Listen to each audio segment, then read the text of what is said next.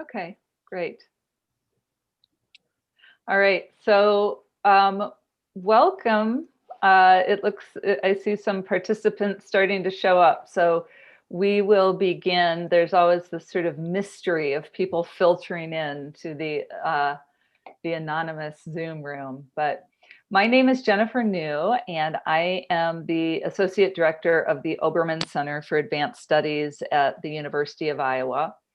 And we support the research mission of the university. So particularly by supporting faculty, scholars, artists, and graduate students' research. And part of that work is to try to make their work as public as possible and as accessible as possible. So the Obermann Conversation series, which we have been very happily running for a few years in largely in association with the Iowa City Public Library, is an opportunity on about a monthly basis to bring a faculty or again, a graduate student or an artist researcher into conversation with members of the community around a shared topic of expertise and passion. And so tonight we are talking with three individuals on the topic of COVID's lessons, end of life and grief. Before I introduce each of them, I just wanted to say that our next Obermann conversation is March 10th, also at 7 p.m. And it is Native Lands, Belonging, and Reclaiming. And it's going to be a conversation with two Indigenous women about their relationships to the land and to their tribes and their heritage, and how that has shifted over time and what that means for them right now. So tonight we are joined by three people, and unfortunately a fourth person was not able to make it last minute because of a work issue that came up. But we have Laurel Licholm, and Laurel, if you can just sort of raise your hand, thank you so much, who is a clinical professor of hematology and oncology at the University of Iowa Hospitals and Clinics, and has a long experience with palliative care, including at the national level, and she'll be sharing some of that wealth of experience. And next to her in red is Lori Erickson. Lori is a local author, and we were actually just talking before we started that a lot of her work is doing travel writing. And so she is experiencing a certain kind of grief of not being able to do that. But Lori is here tonight in part because of a book that is part memoir and I think really part sort of an anthropological cultural study called Near the Exit, Travels with the Not So Grim Reaper, which she'll be sharing. And then Lillian Akimpe is with us tonight in her representative as a nurse with Iowa City Hospice. And in addition, she is a palliative care and respiratory nurse at UI Hospitals. So thank you all so much for joining us. We've gotten together and talked a little bit in advance. And one of the things that I was particularly interested in was thinking through what this past year, we're really kind of coming up at almost the year point of when we started sheltering in place and the university started really shifting its procedures. I wanted to say closing down, but for those of you at the hospital, it was almost, the opposite of what was happening. And so taking this moment in time to kind of pause and think about what have we learned about death, dying, and grief this year, and particularly our cultural relationship to that. I just before we got on, I looked at that Johns Hopkins site that has the very interactive map features, and as of today, we are at 2,416,809 COVID deaths worldwide. So just that number is astounding. And I think at this time last year, as we were all starting to hear, little bits about COVID and maybe considering how it might or might not affect us, that number, at least for me, was not something I could even fathom. So I wanted to start with our two frontline workers here. Oh, and we're joined by a cat. Yay, that's always good luck. Okay, so starting with Laurel and Lillian, from your perspectives as healthcare workers, what has been your experience of end-of-life care during COVID, and how has it differed from your experiences as palliative care givers in other situations? And if you can both just reflect a little on, and I realize this has maybe shifted throughout the year as well, and both share a little. Lori, do you want to start? Or you, Lillian, great. Thank you. Well, it's completely different because end-of-life care is not necessarily just about the patient. Most of the time, it's about the families too. And with COVID, it's just been really difficult to, be there with the family when maybe majority of the time, most of them are not, allowed to be there. We do have some visitors restrictions, and especially when COVID first started, I believe we were just allowing like one person, and that's really hard, in most cases, because if your loved one is, passing and you're not there, it's just a hard situation when you weren't there to hold their hand, or to say your goodbye, and maybe you just said it on the phone. But yeah, so it's completely different. Yeah, I think of the same thing. And when I stop to think, and a lot of times when I'm taking care of people, I tend to personalize it a little bit, which is good and bad. But I stop to think of how it's so weird that a person would have to die by themselves.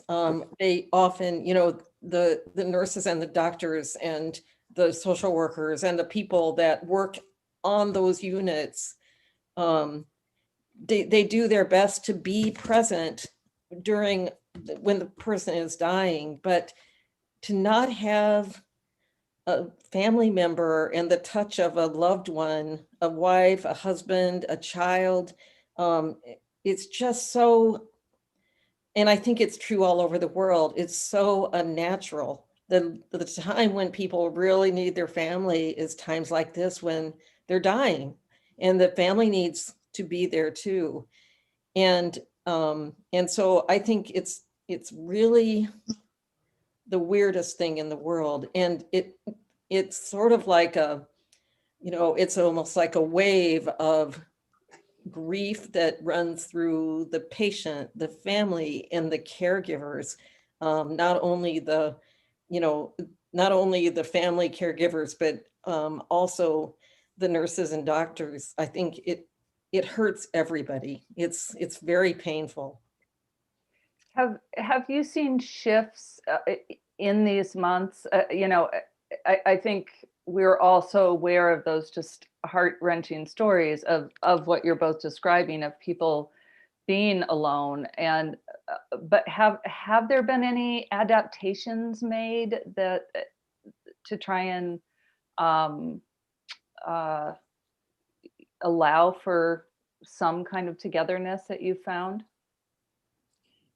Well, right now on the palliative care unit at the university, we're allowing 3 visitors. Okay. So that's it. That's better than nothing. And at the beginning of COVID, since I work with Iowa City Hospice, we were introducing people to hospice, even if they were inpatient, and that really helped because the hospice nurse was able to come in and.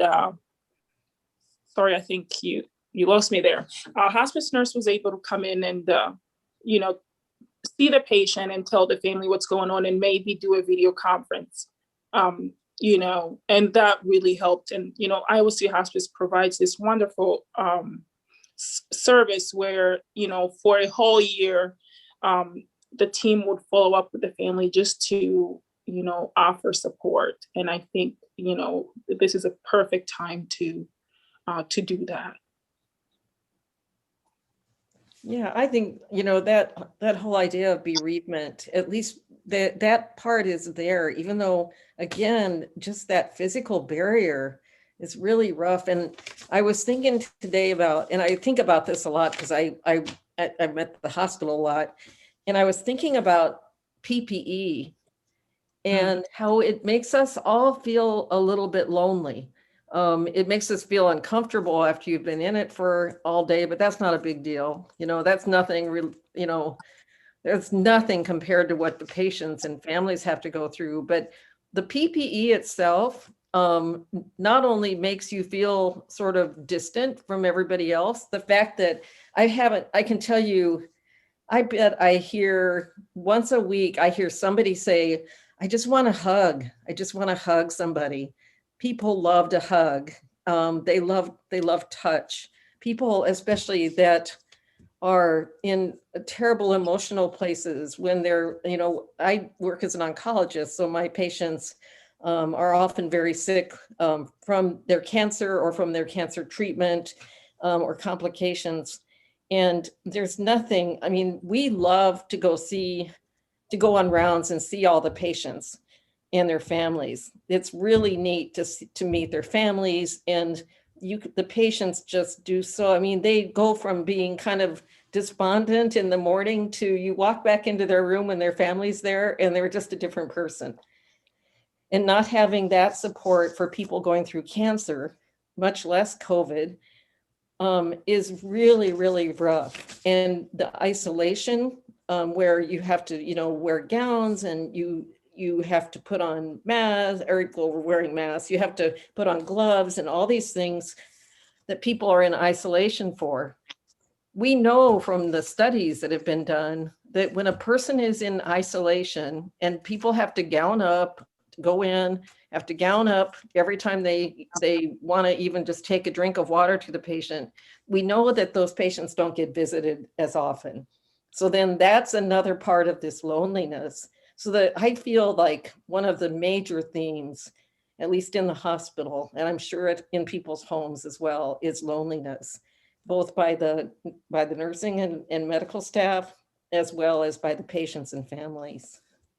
I agree, Lori. And I remember we used to have a system called NOTA. I'm sure you know NOTA, Nobody Dies Alone.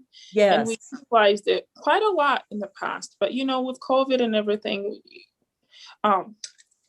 you know, we can't have, you know, additional people come into the hospital that don't necessarily need to. So, yeah. Yeah. It's really rough. There's one thing I saw, and I've seen this over the past few months. You were talking about, Jennifer, adaptations. And one of the things that they're doing more and more, and I really think the nursing homes have been the ones that have been the innovators, is they're making these big plastic things where you can actually put your arms and your body into this plastic, and you can put your arms around another person without physically contaminating. And that's really exciting. I think I saw a picture of one either on the web or in a newspaper the other day, and I was like, oh, we've got to get some of those down at University of Iowa Hospital. That would be really cool. Yeah, I've seen pictures of those. They're somewhere between cool and like a little, I don't know. Yeah, it's like you're in a big one of those big bouncy, you know, kind of thing. So I wanted to pull you into the conversation, Lori Erickson, from the working on this book, and maybe you can start by just telling us a little bit about the book and kind of the some of the countries that you visited. And so because I know that's a fairly recent experience of that book. And so as COVID and this pandemic year began, what bells started going off in your head, and what were you at first struck by our kind of response to this pandemic? Well, first of all, my book is a blend of memoir and spirituality and travel, because I am a travel writer by profession. with a longstanding interest in spirituality. And a number of years ago, my 59-year-old brother died unexpectedly of a heart attack the same week that my mother went into memory care in a nursing home.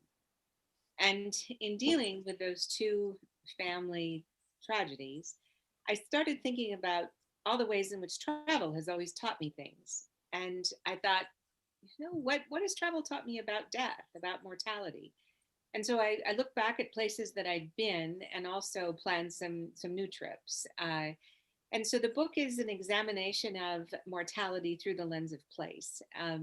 Some of the places that I visited are places far away, like Valley of the Kings in Egypt and Mayan and Aztec sites in Mexico and Guatemala. Also Rome, Assisi, also closer to home, Crestone, Colorado, a small unconventional town in South Central Colorado. And then the intervening chapters are about places that are familiar to almost all of us. So one is on nursing homes, one is on hospice, one is on funerals, one is on graveyards. And so what I hope to do in the book was to make the central argument that the best time to consider mortality is when you don't have to consider your mortality. That in a sense, we should be practicing it in our normal lives so that when we get to the point where we're standing at someone's bedside or we ourselves are in hospice, that it's not a foreign country to us. And so for me so I finished the book, published the book before COVID started. And to me, the pandemic has been absolutely fascinating, frustrating, of course, and horrifying at times, to see the widespread pain and, all the consequences of this disease. But also, I have to say, from a point of view of a writer who has sort of an amateur anthropologist slant, I think it's been so interesting to have, in a sense, the entire world have to come to the lesson that I was exploring in my travels around the world about what does it mean to confront death, how have other cultures dealt with it, and what does it mean for me? And so, I could go on at great length, but I have to say it's been absolutely fascinating. It's like, watching a giant science experiment in some ways. And I know, so as a longtime student of Buddhism, just sort of that all is, everything will change, it being kind of at the heart of it, is to see also this constant desire for things to return to normal. And as though we could just sort of put this behind us, has been baffling to me at times during this year. Yeah. If I could tell a story that I think relates Please. to that. In Crestone, Colorado, one of the things that makes this small town unique is that it's the only place in the United States that has an open air, non-denominational cremation ground. And so they have the equivalent of bodies being burned on the banks of the Ganges in India. And there was a Buddhist teacher that I interviewed there who had been on the Planning and Zoning Commission in Crestone when this was being established. And it was amusing to me to interview a Buddhist monk who'd been on a Planning and Zoning Commission, for one thing. But he talked about the ways in which watching your neighbors' bodies go up in smoke was the greatest teaching that anyone could receive in impermanence. And that you didn't have to be Buddhist in order to get that message viscerally when you were watching the remains of someone that you knew and loved go up in smoke. And so that lesson in impermanence, I think, is one of the central lessons that we all have undergone during COVID. And I totally agree with you. This desire to go back to where we were before, I think, is entirely normal. But I also think that, in a sense, it's it's cheating the experience. I mean, we shouldn't go back to normal because there's all sorts of things that we should have learned from this time. And to want to erase that is not to honor the pain that people have gone through and cultures have gone through and families have gone through. And so I hope we come out of this different and that we don't go back to the same norm. Mhm. Lillian, I was wondering from your experiences from having grown up in Rwanda, and how old were you when you came to the US? I was 16. Okay. I just sort of same question for Lori, like how through that lens of having, you know, two different countries, of how are you experiencing this year, and what were you particularly struck by how the US was responding to the death and dying aspects of COVID?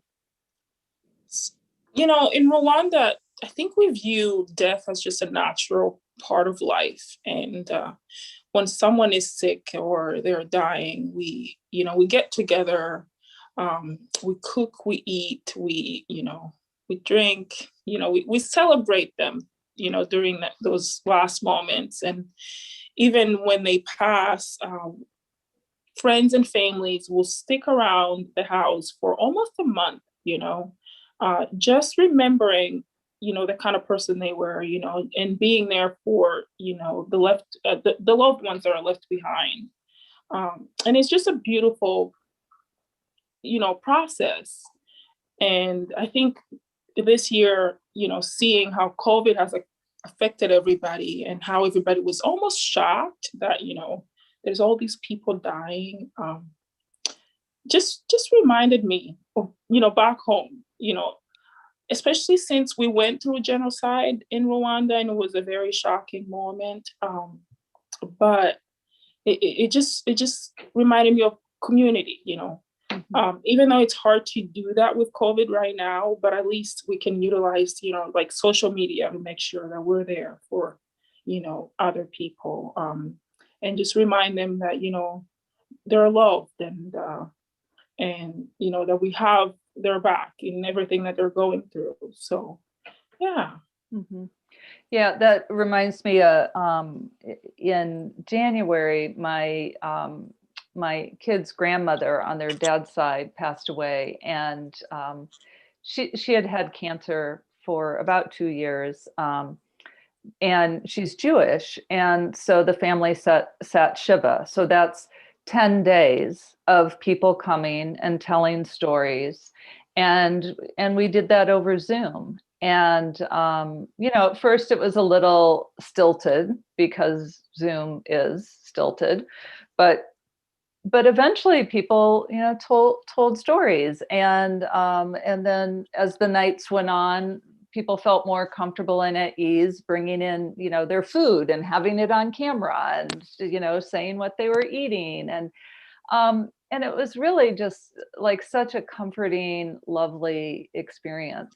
I'm curious, Laurel, from because I think you've done a fair amount of training, both probably receiving, but giving around palliative care. So I'm guessing you've traveled a fair amount, and if there have been sort of cultural practices around death and dying that have really, kind of stayed with you or informed your own approach or work. It just seems that, and I was going to ask everybody else too, whether they think that there's more commonality. Lori traveling everywhere, Lillian coming from a very, so far away and very different sort of culture, how much there is in common versus how much there is not. I haven't traveled a lot, but we certainly take care of people of all, of just so many diverse cultural and religious traditions, faith traditions. So, and I think about that a lot. I think about the fact that I think people have a lot of more common than they do, disparate. So I was just going to ask everybody what they thought. If you think it's more of a common than it is a something that everybody experiences differently based on where they live or their culture. I think so too, Laura, because I feel like we all want a community during our last moments. We want people there. Nobody wants to die alone. And, that's everywhere. So definitely a lot of commonality in that aspect. I would say that it's both. I mean, I do think there's a tremendous amount of commonality in the rituals, especially in the very last days of a person's life, and in some kind of tradition relating to the saying goodbye to the body, disposing of the body. But I think what's really unusual about our culture is that death has become so removed from people's lives. And so, for example, one of the people I interviewed for my book is a funeral home director. And I asked her, what is the most difficult part of your job? And I expected her to say, something relating to the caring for people's remains. And instead, she said the hardest part of her job are the growing number of people who have a loss and they've never even been to a funeral before. That they have absolutely no experience of, first of all, losing someone they love, but then all the other things relating to that of how to plan something, how to create rituals, and I was really struck by that, how incredibly unusual that is in human history, never to have been to a funeral, never to have been to a recognition of someone's death. And so I think that's what's so unusual about us. And I think that's one reason why we don't deal with death very well, is that we don't have a chance to, in a sense, practice with it. One of the lines in my book is, you practice on the funerals of great aunts and distant cousins, people who are, part of your circle, but not someone you were really emotionally close to. And so you can see what is done. You can see, the patterns of mourning and of celebration. And instead, we have these people who come to it fresh, and it may be an exceedingly raw loss. And, that's the last time you want to be learning these things for the first time. So true. And I think that relates to children too. There are a lot of patients who don't want to have home hospice because they don't want to die at home. A lot of, younger people who have fairly young children, they are very much, I don't want to die at home. I don't want to see the kids to experience me dying. And I respect that. That's a personal decision, so personal and so important for anybody. But other people, once they get some guidance, there is people everywhere who really understand how to talk to children about death. They aren't going to be the one to talk, but they will guide and mentor the family, the parents especially, or the grandparents, how to talk about their dying and that they are going to be leaving them, etc. At that certain developmental level. And I'm always just in awe of people that can do that. And Lillian, you probably know people that are really good at that, and you probably are too. It's not easy at all. We see it a lot where people tell you, this is the first time I'm going through this process. Can you sort of guide me on what to do? And it's just a lot of teaching that we have to do. And I think the University of Iowa has a wonderful booklet that we, usually hand out, because no matter what you can say to a person and educate all day long, during that moment, it's such a special moment, and they have so much in their mind that they don't grasp everything. So we have booklets about, that we handle them, and they're usually helpful because they can, maybe sit up bedside and, read it, and they'll walk through the process. Yeah, and the chaplains are amazing. I think there's a couple of chaplains who are true experts in how to talk to children, and I think that's really important. Um, and I know we're kind of off the COVID thing, but I also wanted to, when we were talking about lessons, um, I think the biggest negative of COVID probably, and there's lots of them, and we can't say that there's not because it's ugly, is the economic and social disparities that are just thrown into relief by COVID. Yeah. Sick- It's really sickening. And right here in our state, the meat packers, they are, we have had a lot of meat packers that were hospitalized and had COVID. And we're not given proper PPE. We're not socially distanced, and they were stuck because that is their only way of taking care of their families, and they're very poor. And there are huge disparities of age,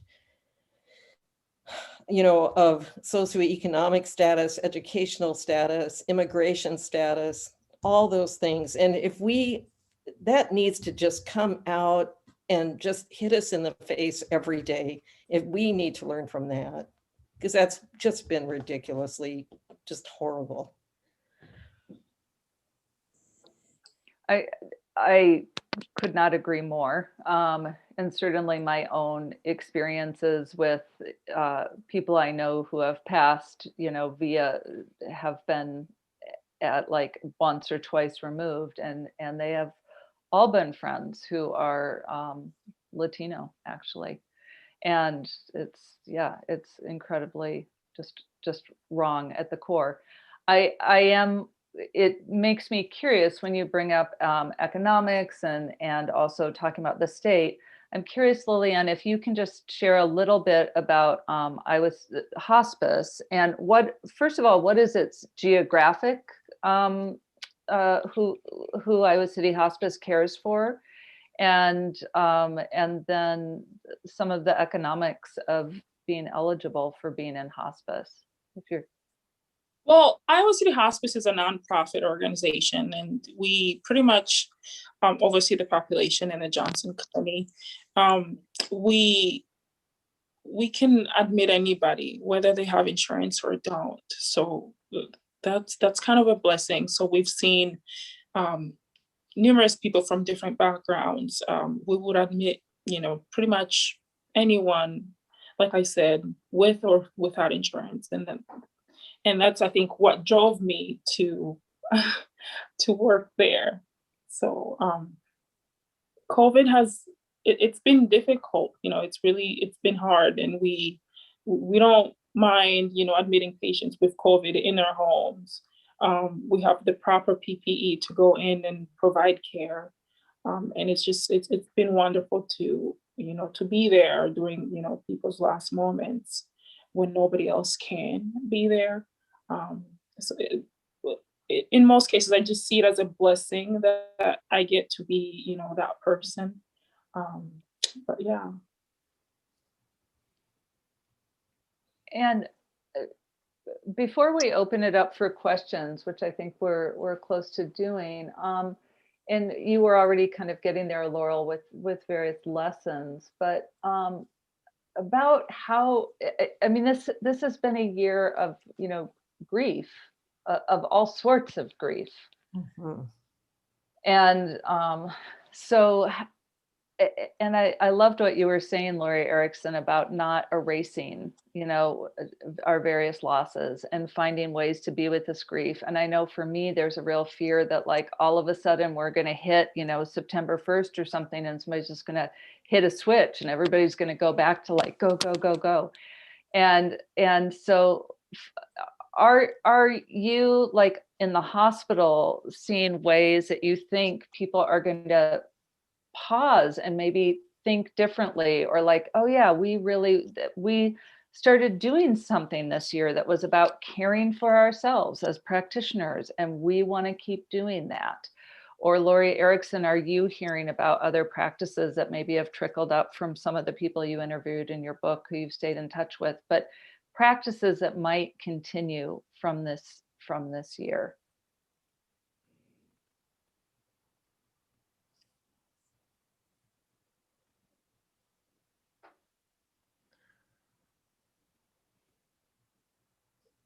You know, I'd like to say that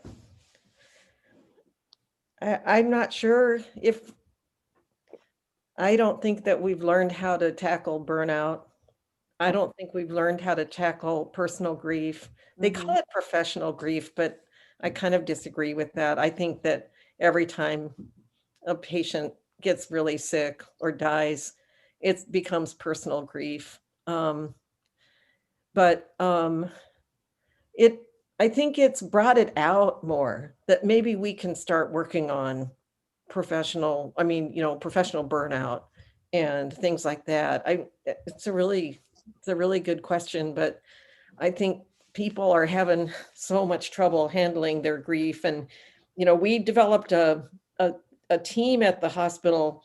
I make it sound like the hospital's got everything, but it really does have a lot.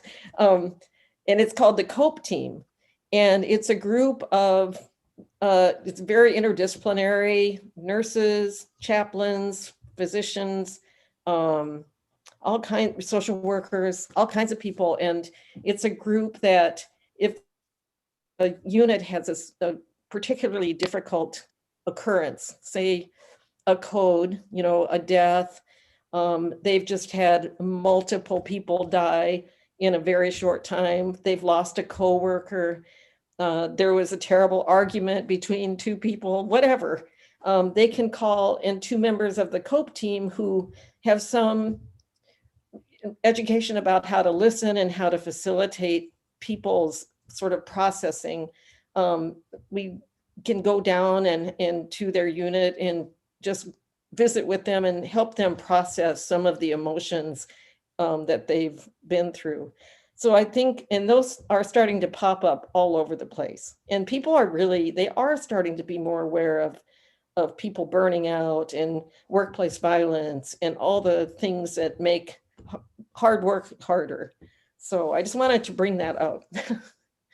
That's really interesting. Did that come about in the past year, or is that something that's been developed over the It's been going on for a while. for a while? Okay, but Yeah, yeah. And yeah, then there's also a one-on-one that if somebody's having a rough time, maybe they made a medical error, maybe they just took care of, you know, too many really sick patients and it seemed like nobody was ever going to get well.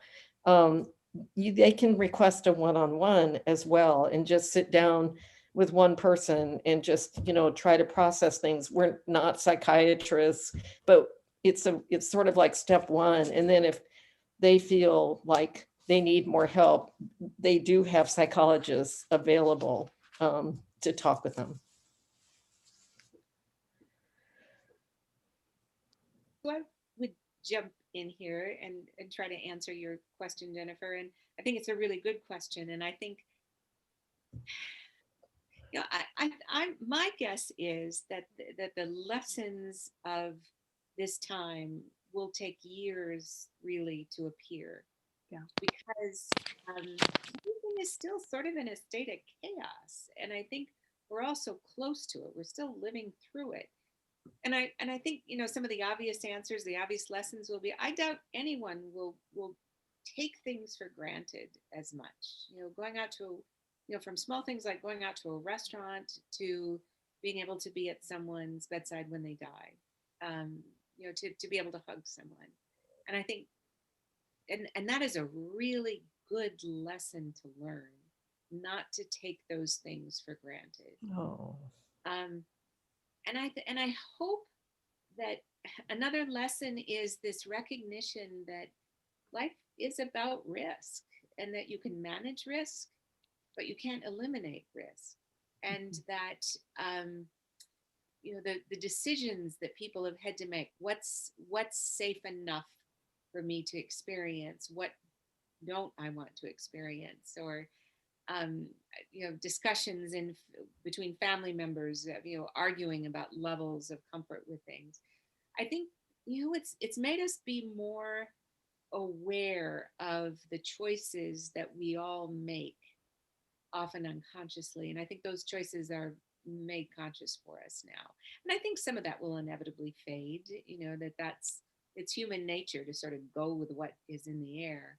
But I think everyone who has lived through COVID as either an adult or as a child of a certain age, I think it will be beyond a doubt one of the most formative experiences of their lives. I don't see how it can not be.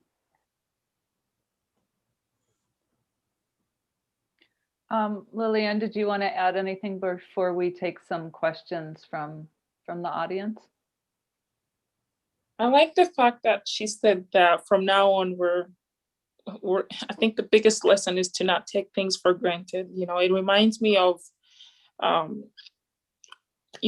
been strictly social distancing, and sometimes it might be 2 days and I haven't been anywhere, and I would just go in my car and even if it's so cold, put down the windows and just drive and just get some fresh air. And that itself it's a gift, because there's a lot of people on the hospital bed or on their deathbed who are not able to experience that. And to me, that's been the way that I'm coping with things right now. So yeah. Mm-hmm. Yeah. So thank you all. I really appreciate all those just thoughtfulness and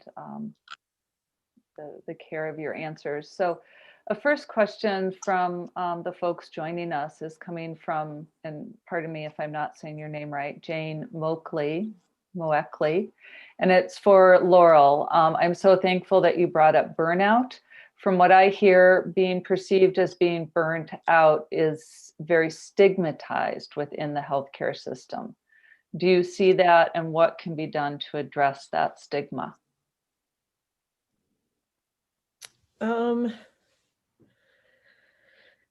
I mean, the surveys would say that most people have some degree of burnout, and burnout, to me, doesn't always mean that somebody is sort of grouchy or not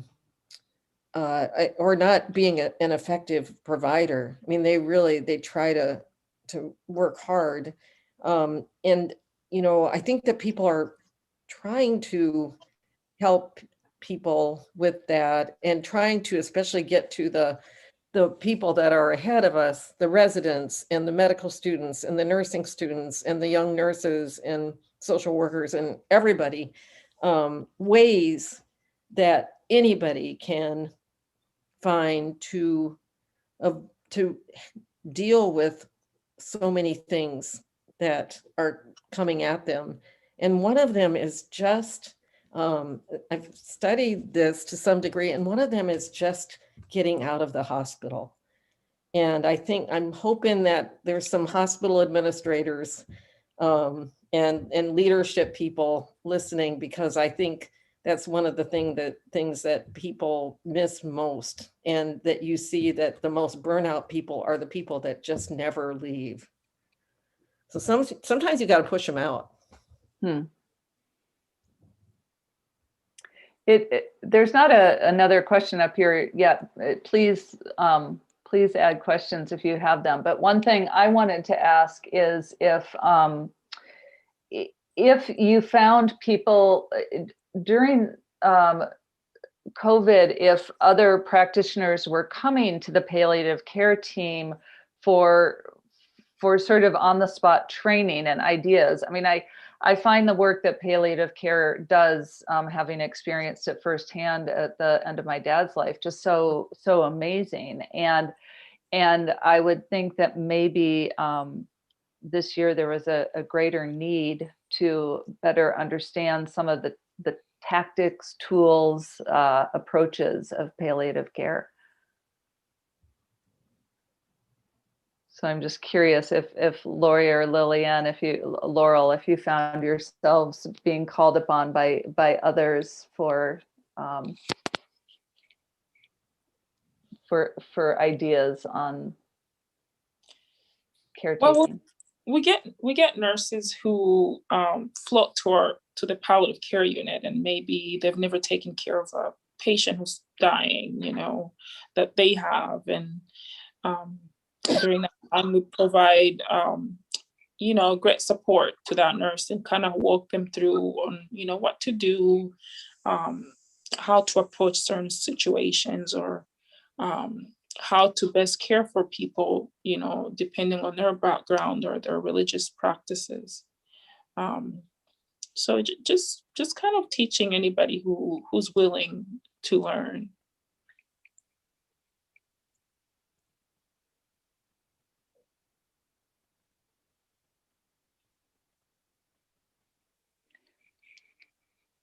And then Lori Erickson, I've always been so curious about the Day of the Dead. If we could go there for just a little bit. So did you visit Mexico during the Day of the Dead, I take it? Well, my book begins actually at a Day of the Dead celebration in the Pilsen neighborhood of Chicago, which Okay. is the largest Day of the Dead celebration in the United States. And when I was in Mexico, then I was very interested in tracing some of the roots of what I had seen in Chicago. So, of all the cultural practices that I encountered and wrote about in my book, Day of the Dead was the one that was most fascinating to me, and that I think promotes and encourages the healthiest attitude towards death. Uh, and I think it's really encouraging that these traditions are filtering out into the larger culture through the Disney movie Coco, for example, and I think a much greater recognition of the value of having a holiday that honors the dead. And there's so many things I think that are really wise about that, and I think one of the most important is the cyclical nature of it, to say that there is a time that will come around every year when you will have the chance to really remember and honor those you love who have died, and you can immerse yourself in memories and tell stories and celebrate what that person meant to you, and then put it aside again. Because I do think part of the wisdom of Day of the Dead is that you don't want to remain with the dead all the time. That our job is to live, but our job is also, I think, at least once a year to have that touchstone of those people who formed us. And so I think all of us could learn a huge amount from Day of the Dead. And I think there's ways um, of making some of those traditions our own, even if we're not from Mexican culture, Mexican American culture. And so, for example, since writing my book on Day of the Dead, November 1st and 2nd, I have an altar in my house, and I have pictures of my closest loved ones who have died, and some chocolate and a little bit of Templeton Rye whiskey and flowers. And I never did that before, and it's a wonderful thing. And I have a little box that I have in my closet, and that's the Day of the Dead box, and I bring it out every year. And so I think those are some of the ways that people can deal with this universal transition in a way that the very best rituals, I think, are honed over many, many centuries. Mm-hmm. And people have many chances for different permutations and to figure out what works and what doesn't work. And Day of the Dead, I think, definitely works at a deep spiritual and psychological level. I think I shared with you that I was 2 falls ago in Santa Fe, New Mexico on Day of the Dead. And at a very public place, they have a community-wide altar that is set up, and anybody can bring pictures and add to it. And all night long, there's different people singing and so on. And then people can get up and speak about somebody who passed. And the master of ceremonies in the full, painted face is actually their funeral director. Oh. And I just thought that was such a great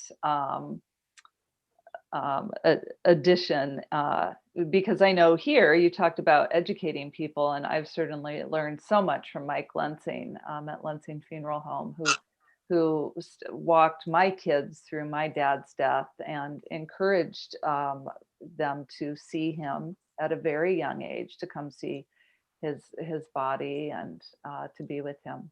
So two things that have appeared here in our questions. One, Lillian, somebody is curious how, and you may not know this, so I don't want to put you on the spot because I realize this isn't really in your purview, but if you happen to know how Iowa City Hospice funds the care for those without insurance.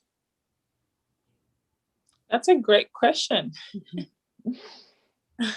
We have excellent board members, and we actually every year we host this event where we actually take donations, and through that event we're able to, you know, put money towards people who don't have insurance. Nice. Mhm. I know it's also very common. You'll see in people's obituaries to give to Iowa City Hospice. Yeah. And Yes. so, and I just want to be sure you see it. There's a very kind comment about the care you took for somebody's mother, that you were there when she passed away. So that comment also came from Jane Moakley is Oh. on here. So yeah, just recognizing your service and your care. So thank you. And also, if there are questions that any of you have for each other, I'm always just delighted to get people together who have the shared interest, and if anything has popped up while we've been talking.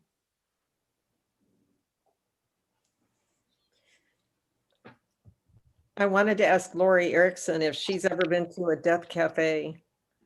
I have. Yeah, could you? I've never been to one. I've read about them, but I thought it'd be interesting to hear. Uh-huh. And Lillian, have you been to one? I have not. Yeah. No. I would love to hear all about it. So death cafes, I mean, I don't know a huge amount about the movement, but if I remember right, it was it started in England, maybe 10 years I or think so. so. And then it started very small, and it's still a very grassroots sort of organization where people are invited, strangers typically, to come together at a certain time to talk about mortality, talk about death, and that they're often held at senior centers, or you know, sometimes funeral homes will sponsor them, you know, first Saturday of every month sort of thing. And I think it goes a long way to removing some of the taboos we have about death. And I think often it's much easier to talk about death with strangers than Mhm. with Oh, yeah. loved ones. And that, and I think people are often hungry to talk about some of these things, about their beliefs, about their fears, about what they want to know what other people think. And so I think the death cafes give them a context to do that. So yeah, I've also heard of death dinners, you know, where it's not strangers who come together, but you invite your friends over, and just everyone commits at the beginning of the evening that, well, let's talk about death. And Wow. yeah, Mhm.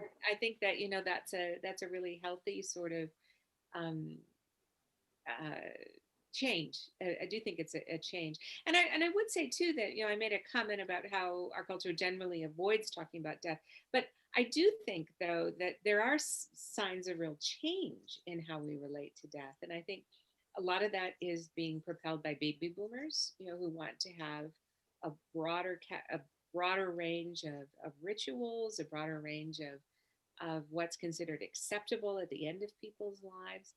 And I think those are really good things. And I would expect that would accelerate. And I think some of the after effects of COVID will relate to that too, that people will feel how much they were cheated, you know, by the situation of not being able to be with people. And Mhm. they'll want to be all the more committed to trying to do it better once the immediate threat of the disease is passed. it sort of sets up a dichotomy too, especially for me as an oncologist, because our whole lives are dedicated to pushing death off. And oncology, the world of cancer is gaining. And even the world of treating COVID met a lot, really had a lot of gains. I know at the university, there are just some amazing experts in nursing and medicine that treated patients that a lot of people didn't think would make it through that did. And it's the same with oncology. So it's a strange dichotomy to deal with, wanting to make a good death for people, but really not wanting it to come. Because my whole sort of reason as an oncologist to some degree is, to work against death. But I think as an oncologist, I also have to accept that sometimes, you are going to get to that end. But I think it's